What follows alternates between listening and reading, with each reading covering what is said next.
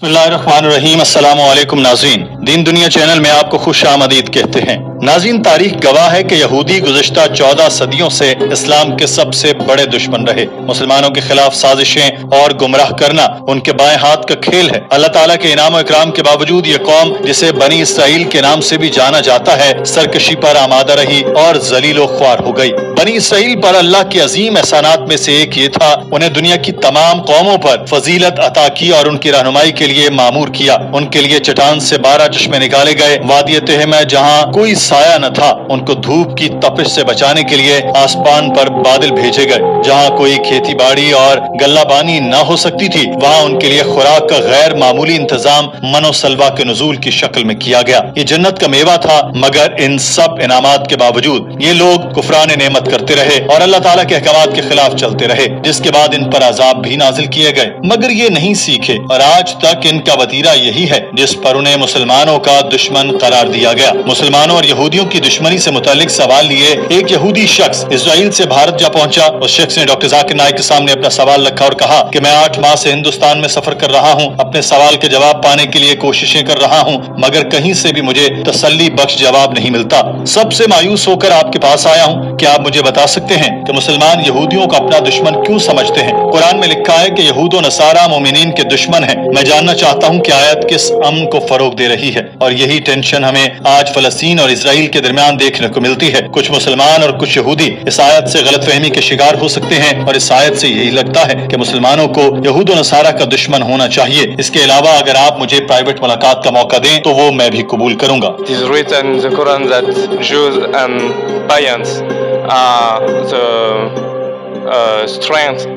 strong enemies of believers, Muslim believers, and I would like to know how this verse can favorize peace in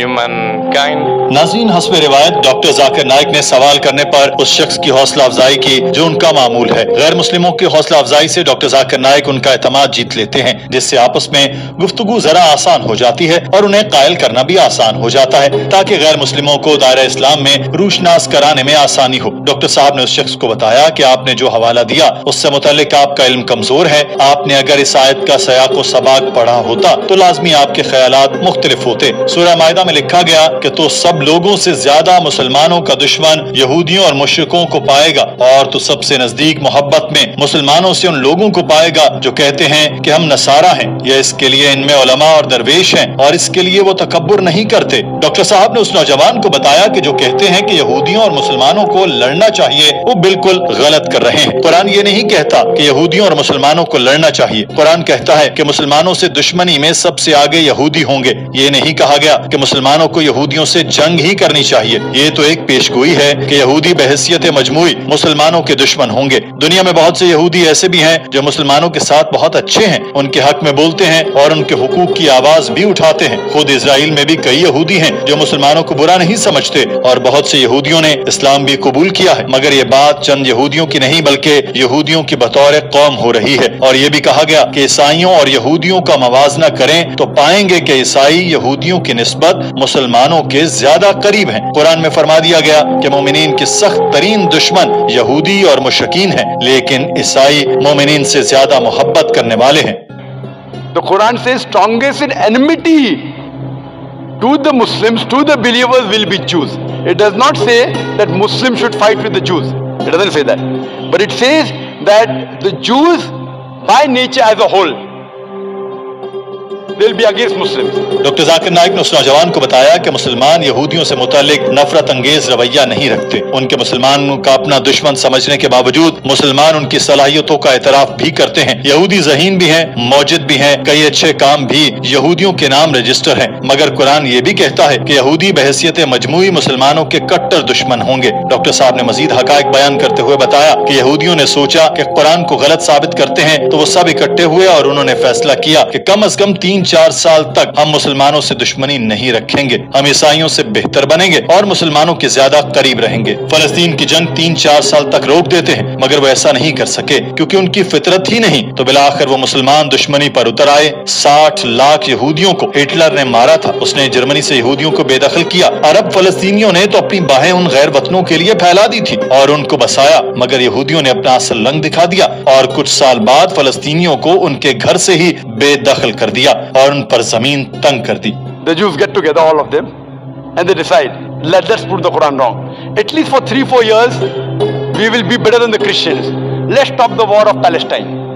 The Arabs, the Palestinians, they do ahlan wa sahlan. Come with open arms.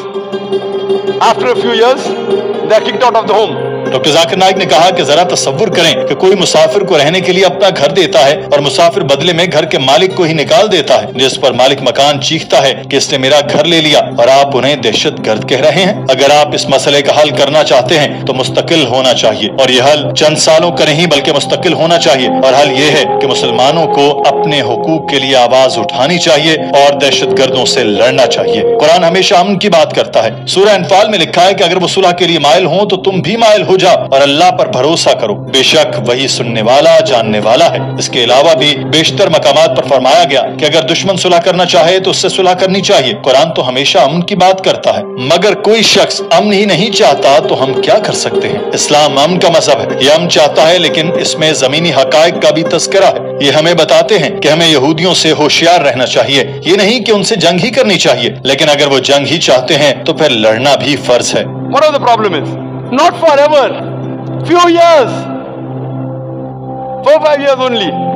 And the problem is solved. So we aren't telling that the Muslims should fight with the Jews. In fact, the Quran says, even if your enemy wants peace, several places, even if they come to fight you, it's mentioned in Surah Anfal, in the battle, if they want peace, give it to them. Doctor Zakir Naik ने कहा कि तारीख इस्लाम इस हकीकत की अच्छी तरह गवाह है, क्योंकि इस्लाम के खिलाफ लड़ी जाने वाली बहुत सी जंगों के मैदान में यहूदी बिलावास्ता या बिलवास्ता तरीके से दखल हुए और किसी अहद शिकनी और दुश्मनी से बाज नहीं आते थे। इनमें से बहुत ही कम अफराद ऐसे हैं जो हल्का इस्लाम में दाखिल हुए।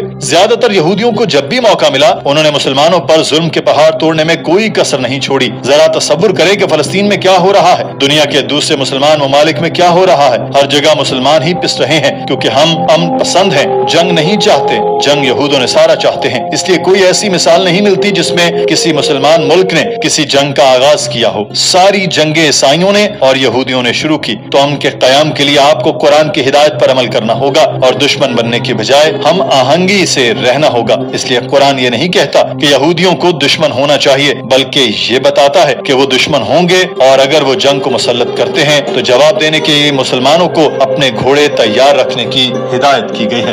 नाज़रीन, आज की वीडियो के बारे में आपकी राय क्या है, कमेंट सेक्शन में जरूर आगाह कीजिएगा। अपना ख्याल रखिए। अल्लाह हाफिज।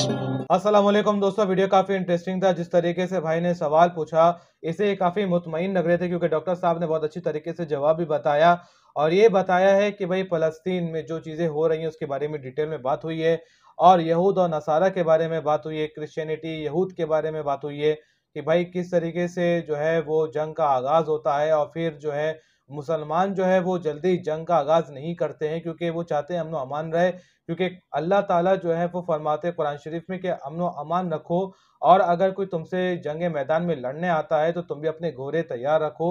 और अगर वो चाहते हैं कि पीस मतलब सुलह करना तो उस टाइम में फ़ौरन सुलह भी करने के लिए तैयार हो जाओ। और ये तक भी बताया गया है कि इस्लाम जो है वो एक पीसफुल मज़हब है। और आप जिस तरीके से देखा जाए इन्होंने सीरिया और फ़लस्तीन के बारे में बातें की हैं, काफ़ी अच्छी डिटेल में चीज़ें बताई हैं। बाकी दोस्तों, इस वीडियो के बारे में आप क्या राय रखते हैं, अपनी कीमती राय हमारे कमेंट बॉक्स में ज़रूर शेयर करें और इस वीडियो को तमाम भाइयों तक ज़रूर शेयर करें ताकि उन तक भी हक और सच की बात पहुँच सके।